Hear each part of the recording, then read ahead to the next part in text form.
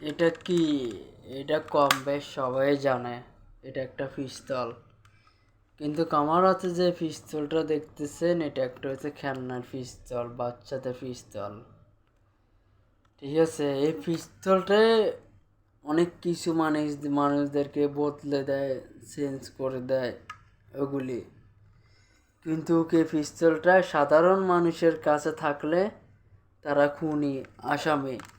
তারা যদি অন্যায় করে কারোদেরকে গুলি করে দেয় বা খুন খারাপি বা কোনো দোষে বা কোনো কারণে গুলি করে দেয়, তাহলে তারা আসামি, তারা খুনি এগুলো। কিন্তু আমাদের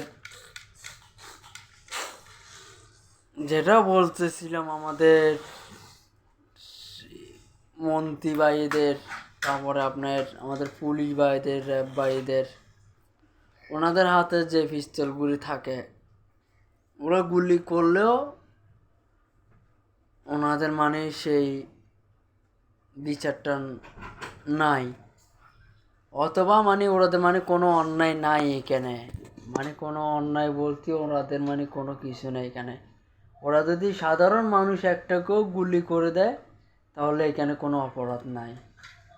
আর যদি একটা খুনিকেও গুলি করে দেয় তাহলে এখানে কোনো অপরাধ নাই।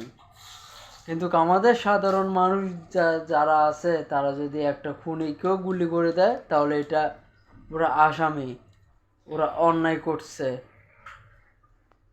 এজন্য বলছিলাম মানুষদেরকে গুলি পিস্তল বলা হয় আর কি, অনেক রকম ভাবে অনেকভাবে বলা হয় ওইগুলোকে।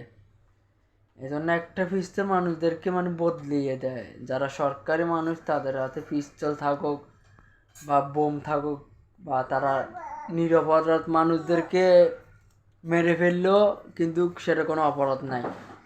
কেন? তারা আইনের লোক, সরকারি লোক। আর আমাদের সাধারণ মানুষের কাছে এসব পিস্তল এগুলি থাকলে তারা খুনি, আসামি। যদি কোনো একটা অন্যায় মানুষদেরকেও মেরে ফেলে তাহলেও তারা আসামি, তারা অপরাধ করছে। কিন্তু আমাদের যারা সরকারি মানুষ, তারা মেরে ফেললেও, নিরপরাধ মানুষকে মেরে ফেললেও সেটা কোনো অন্যায় নাই। এটাই বলতে চাইছি। ধন্যবাদ।